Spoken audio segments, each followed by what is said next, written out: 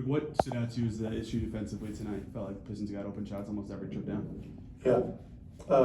We were not physical enough, obviously not tied together well enough defensively, and we've got to do better. Do you feel like there was an adjustment made at halftime that didn't happen, or was it tried to just be better what you're doing and it didn't work out? Cause They were more physical and played with more attitude from the very beginning of the game, and it carried through. We had some runs. I mean, we got to 3 in the second quarter, and then they made a quick 4-0 run. We had to call timeout, and then, then the thing was a double-figure difference again. And so, give them credit. They played extremely well, and it's a cup game, so they're running up the score at the end, and I get all that. We were doing the same thing last year, and so it's no fun, but give them credit for how they played, and we simply needed to play a lot better. You've talked a lot about this in pregame and also the last time you guys played them, but just how much more difficult of a cover are they right now, just because of some of the young guys growing up and the veteran guys that they've stepped up and made some shots for them? For them? Yes, for them. What's made them just, how much more of a difficult cover are they now because of just all the more weapons that they have?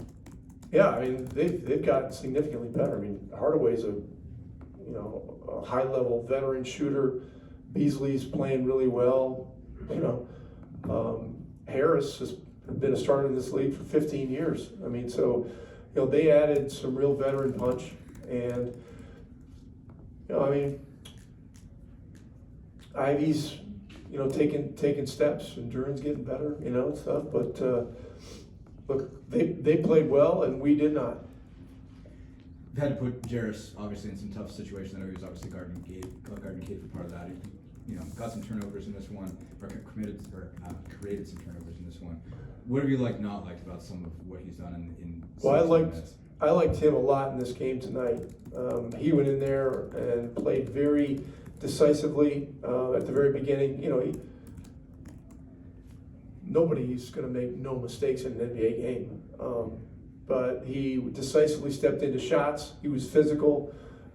You said it. He was great on the ball on a few possessions where he's playing against one of the best players in the league. I mean, Cade Cunningham's playing at a high level right now, and so look, right now is a time for guys like Jarris, guys like Ben, and guys like Q to experience what it's like to have this kind of responsibility and to respond as best they can. And they're learning a lot, and they're doing good things. But it's it's not an easy thing. It's not a particularly fair position to put them in. But they're learning a lot, and they'll be better for it.